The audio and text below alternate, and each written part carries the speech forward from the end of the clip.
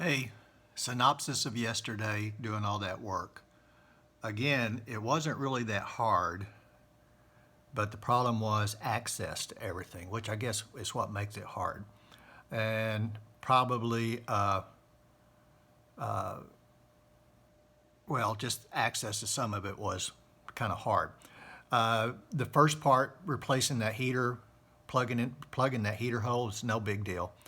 The tube, the exhaust back pressure tube, finally getting the right socket and getting the right tool and everything, and undoing the tube at the bottom was a little hard because your access with an open inch wrench was very small, so you're only doing, like, when you could grab it, a 1/4 inch turn at the most every time to unscrew it. So you'd have to, the open inch wrench is, at an angle, kind of like at an angle. So what you do, put the socket up there and you reach as far as you can with your hand, your arm, and turn a 1/4 inch, and then turn the socket upside down and use it at that angle for another 1/4 inch.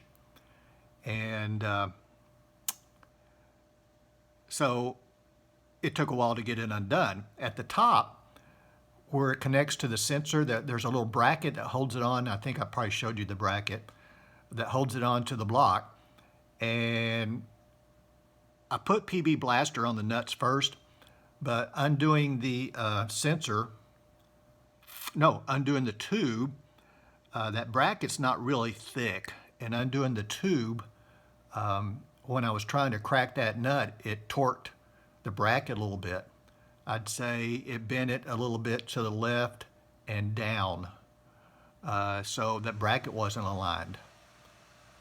So getting the tube back on was very hard because the tube is, as you see, hard metal. And so getting it on and to line up was very, very hard, and your hands are working in a very, very small place. But got it figured out. Julia actually had to come out and help me, and I had to try to bend the bracket back as best I could. So the way we finally got it, it was kind of funny to watch her working under the truck with a wrench and stuff, but she was really cute about it. The way we finally got it was I was laying on my back under the truck, holding that tube up close to where it connects to the bottom, and then she was at the top of the truck connecting the tube to the sensor. So that's how it ended up being done, and it still took a little while, and it took us a little while to get to that point. So then the problem behind that, since the bracket was still a little bit bent, the bottom of the tube was off a little bit, meeting the screw, or whatever you want to call it, the connection to the manifold. So it was off a little bit. So Julia, with her smaller hands, just got a text from Melissa. Julia, with her smaller hands, was able to get up there, and I was again laying under the truck, trying to hold the tube in position, bending it, not bending it, but forcing it a little bit, while she got that nut to finally attach. So finally worked out.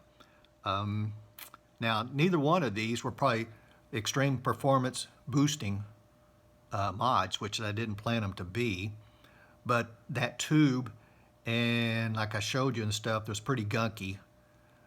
So I got it cleaned out, got a new sensor, and I've got that heater delete for the turbo out done. So more airflow.